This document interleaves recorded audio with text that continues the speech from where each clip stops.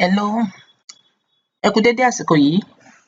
A tún dé bí a ṣe ń dé o. A fẹ́ fi hàn wá bí a ṣe lè open Gmail account. Tá bá ní Gmail account, oríṣiríṣi nǹkan la lè ṣe, but a ní ṣẹ̀ṣẹ̀ sọ pé ìwọ ọmọ yìí bá mi open account yìí, bá mi lọ ṣe account yìí. Àwa náà nǹkan tá lè ṣe fúnra wa ni. Mo fẹ́ fi hàn yín lénìí bá ṣe lè ṣé. Tẹ́ bá ti type create Google account, create new Google account, and tó bá dẹ̀ yẹ lórí, tẹ́ bá ti wá ní kó search, ẹ wá tẹ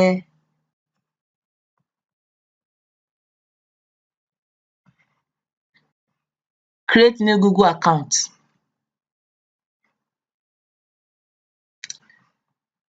So, ó ti ṣí fún yín. Ẹ lè lo number 2 yìí. Tẹ́ bá ti ní kó open,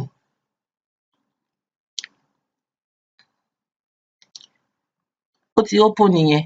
Ẹ wá fi orúkọ yín sí. Orúkọ yín lẹ máa fi sí. So, kí n sọ fúnra mi ńsìnyí wípé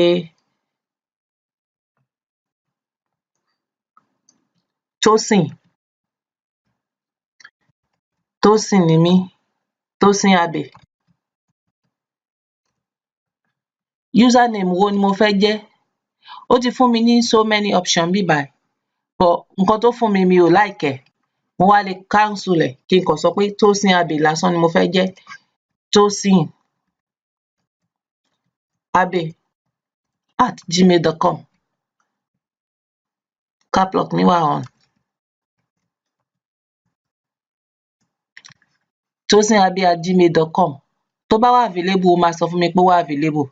Ó ní kí n mú password kan. Ìyẹn ni password ni secret code, PIN number. Gbogbo wa la ń lo ATM. Most of us actually la ń lo ATM. PIN number, anything lẹ lè choose. Kó ṣáà ti pé 6. So, ó tún ní kẹ́ confirm nǹkan tẹ́ ẹ choose. Mo ti kọ 6 tèmi, ẹ ẹ̀ lè rí, kò sẹ́ni tó lè rí, but mo kàn fi hàn yín ni.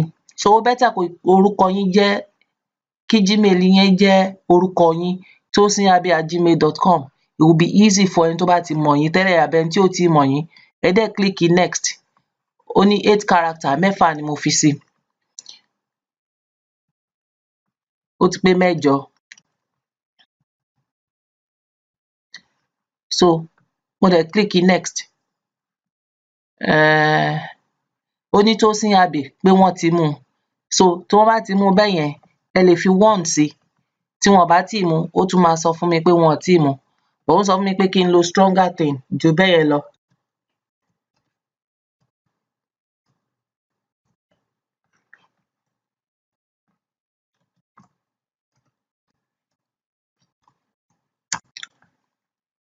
Tí wọ́n bá ti mú orúkọ yẹn, ó yìí tún máa sọ fún mi.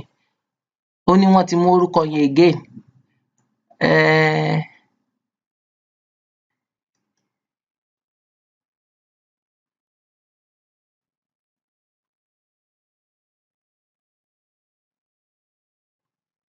Tósìn Abbey.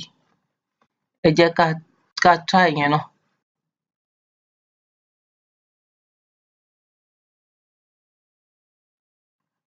Ó ní Tósìn Abbey 02. I think it's in header. 0 Abbey 02. Yeah.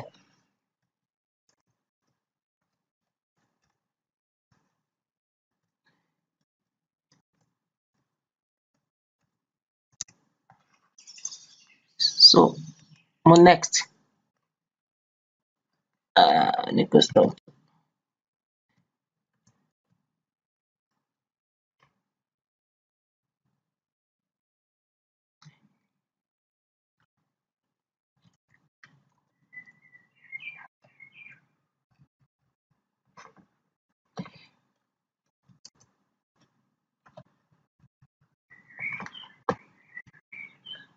Ibi tó bá ti ń fún yín ní red yìí, ó ní kẹ́ tún ṣe nìyẹn.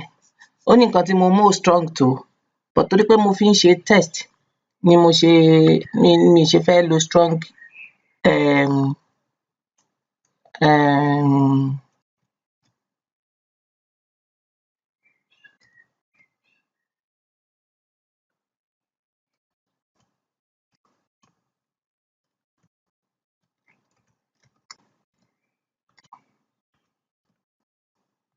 àwọn ìṣòro téèyàn lè dojú kọ nìyẹn tó bá ń open account.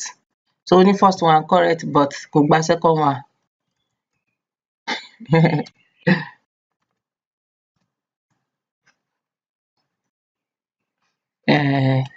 Ó dà pé láti tún first one mi ṣe. Okay.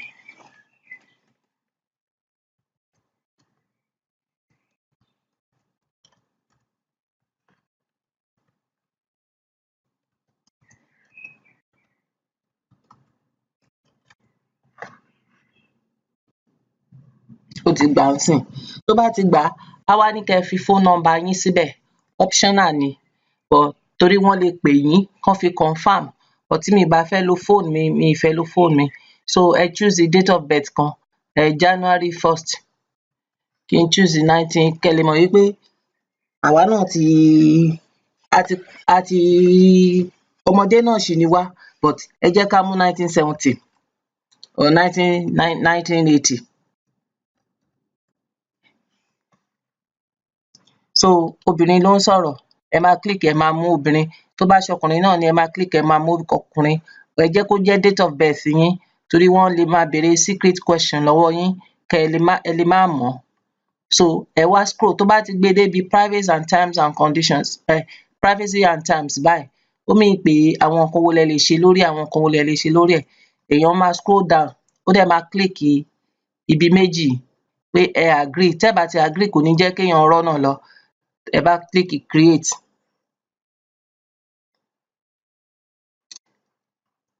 ẹ confirm kò ní meaning. So ẹ̀yin náà ti ní Gmail account. So kò ní dandan kọ́mọ kankan bá yín ṣe é. Tẹ́ bá ti ní Gmail account bẹ́yẹn ẹ kàn lọ bọ́ sórí ẹ̀ ni. Ẹ̀yin náà máa gba mails. Ẹ máa gba mails bẹ́ bá ṣe fẹ́. So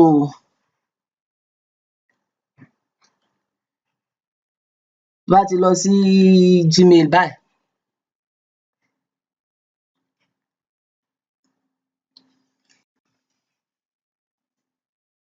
so ẹ kàn ti rí ibi tó ti máa sọ fún yín pé kẹ́ welcome. So anybody tó bá need email ẹ fún ní email address yín bí irú email address tá a create nsìn òun la sọ wípé tosinabe02@gmail.com account tí mo create nìyẹn. So tẹ́ bá ti wá lọ sí tẹ́ bá fẹ́ register pẹ̀lú Upwork tí mo sọ fún yín or anywhere tẹ́ bá ti fẹ́ ṣiṣẹ́ upwork.com ni. So kò ju bí wọ́n ṣe ń create account lọ, that's Google account. Tẹ́ bá tún fẹ́ máa gbọ́ àwọn ọ̀rọ̀ yìí subscribe ẹ dẹ̀ fún wa ní thumbs up. Ẹ ṣé. Kò ń ṣe pé àgbàlagbà náà ò lè ṣiṣẹ́ kọ̀m̀pútà o torí ẹ̀ la ṣe ń fi Yorùbá sọ́. Torí ẹ̀ la ṣe fẹ́ kẹ́ ẹ mọ̀ wípé kò ń ṣiṣẹ́ ọmọdé nìkan kò dẹ̀ ń ṣiṣẹ́ yahoo yahoo nìkan ni wọ́n ń lo kọ̀m̀pútà fún. Àwọn iṣẹ́ wà tá a lè ṣe lórí íńtánẹ́ẹ̀tì tó jẹ́ pé àwa náà máa rí owó ná. A máa báwọn ará ìlú òyìnbó sọ̀rọ̀. Tẹ́ bá fẹ́ gbọ́ more of this ẹ click notification so that tá a bá release another video you'll be able to see it straight away. And ẹ fún wa ní thumbs up tẹ́ bá like ẹ̀.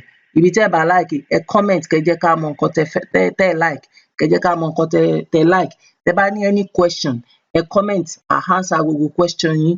So kẹ́ subscribe. Ẹ ṣé. Bye.